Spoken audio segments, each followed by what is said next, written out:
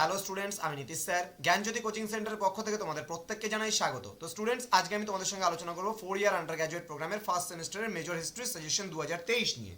তো স্টুডেন্টস, যারা নর্থ বেঙ্গল ইউনিভার্সিটির আন্ডারে যারা পড়াশোনা করছো 4 ইয়ার আন্ডার গ্র্যাজুয়েট প্রোগ্রাম অর্থাৎ এনইপি, যে নতুন সিলেবাস রয়েছে নিউ এডুকেশন পলিসি 2020 যে সিলেবাসটা আছে সেই সিলেবাস অনুযায়ী 2023-এ যে সিলেবাসটা চালু হয়েছে সেই সিলেবাস অনুযায়ী তোমাদের যে মেজর হিস্ট্রি যে রয়েছে সেই মেজর হিস্ট্রি সাজেশনের আমি পার্ট 1 লাস্ট ক্লাসে আলোচনা করেছিলাম, যেখানে 3 নাম্বারের প্রশ্নগুলো নিয়ে আমি আলোচনা করেছিলাম। এবং আজকে আমি আলোচনা করব পার্ট 2 এবং 3। পার্ট 2 এবং 3 একসাথে আলোচনা করবো, তার কারণ 6 নাম্বার এবং 12 নাম্বারে আমাদের একটা পিডিএফ এর মাধ্যমে আমাদের দেওয়া হয়েছে। তো স্টুডেন্টস, যারা এখনো পর্যন্ত আমাদের ইউটিউব চ্যানেলটিকে সাবস্ক্রাইব করেনি তারা অবশ্যই চ্যানেলটিকে সাবস্ক্রাইব করে পাশে থাকা বেল আইকন অল প্রেস করে দাও, যাতে নেক্সট টাইম থেকে কোনো ভিডিও আপলোড করলে তার নোটিফিকেশন তুমি সবার আগে পেয়ে যাও।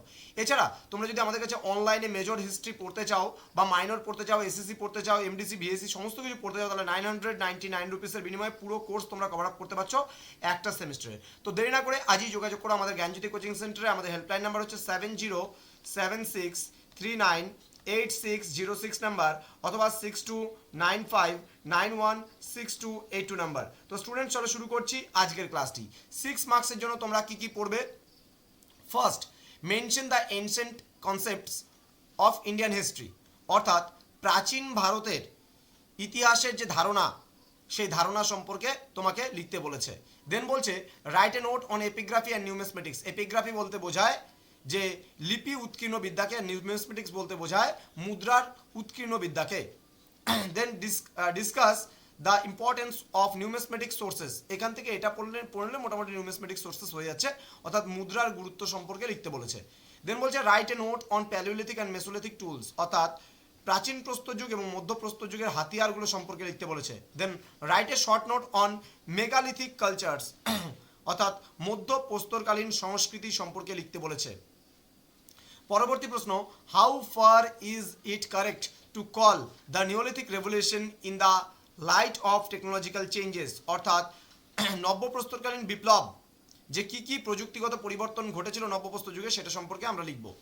মানে কেন এটাকে আর কি এক্স্যাক্টলি বিপ্লব কেন বলা যায়, বিপ্লব কেন বলা হয়েছে, নিওলিথিক রেভলিউশন কথাটা কেন বলা হয়েছে নিওলিথিক এজকে। Next, discuss the economic structure as prevalent during the Harappan period, অর্থাৎ অর্থনৈতিক অবস্থা কেমন ছিল হরপ্পা সভ্যতার যুগে। Then give an account on the Harappan trade, Harappa সভ্যতার বাণিজ্য সম্পর্কে লিখতে বলেছে।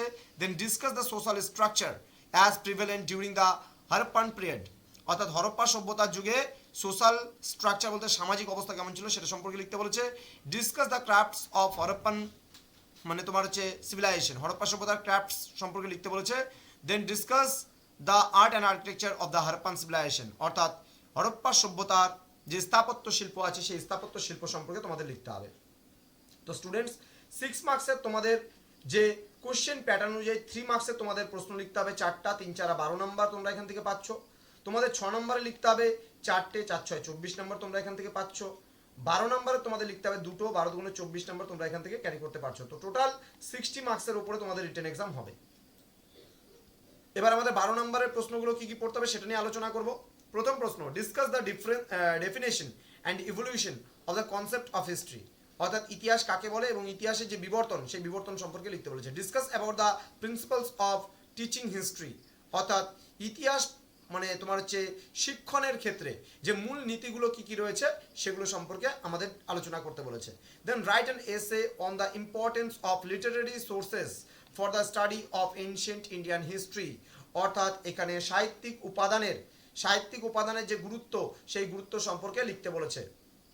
নেক্সট আমরা চলে আসব, right an essay on the importance of archaeological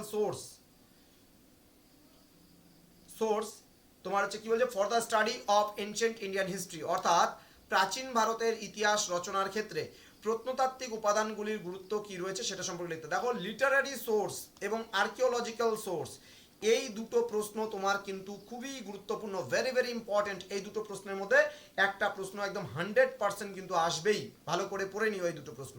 then describe the importance of sources of the for the reconstruction of ancient Indian history, এই যে প্রশ্নটা আছে এই দুটো প্রশ্নকে অ্যাড করলে কিন্তু এই 3 নাম্বার প্রশ্নটা হতে পারে।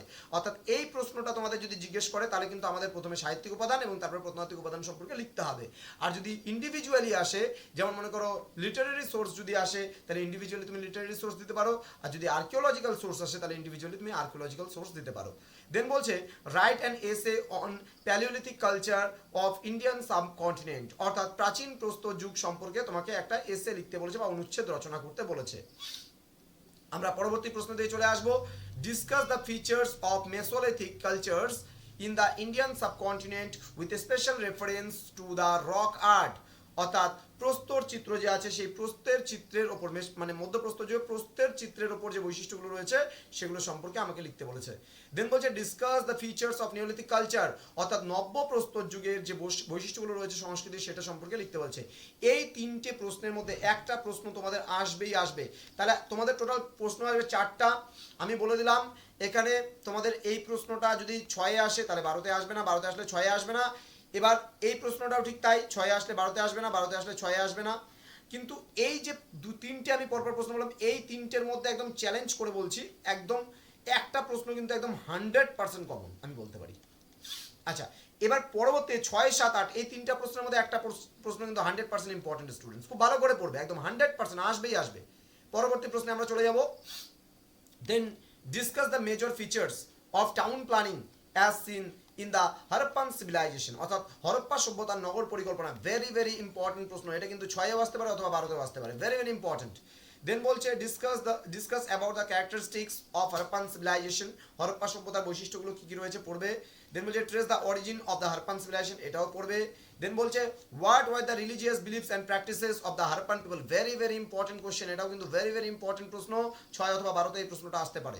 দেন বলছে enumerate the problems of urban decay of the Harappan culture, অর্থাৎ হরপ্পা সভ্যতার যে তোমার পতন সেই পতন সম্পর্কে আমাদের এখানে লিখতে বলেছে। এবং পরবর্তী শেষ প্রশ্ন যেটা রয়েছে আমাদের discuss about the legacy of Harappan civilisation, অর্থাৎ হরপ্পা সভ্যতার উত্তরাধিকার সম্পর্কে আলোচনা করে। এই প্রশ্নটাও তোমাদের কিন্তু 6-এ আসতে পারে, এটা 6 নম্বর ইউনিট থেকে একটা প্রশ্ন, অথবা 12তেও কিন্তু এই প্রশ্নটা যেতে পারে।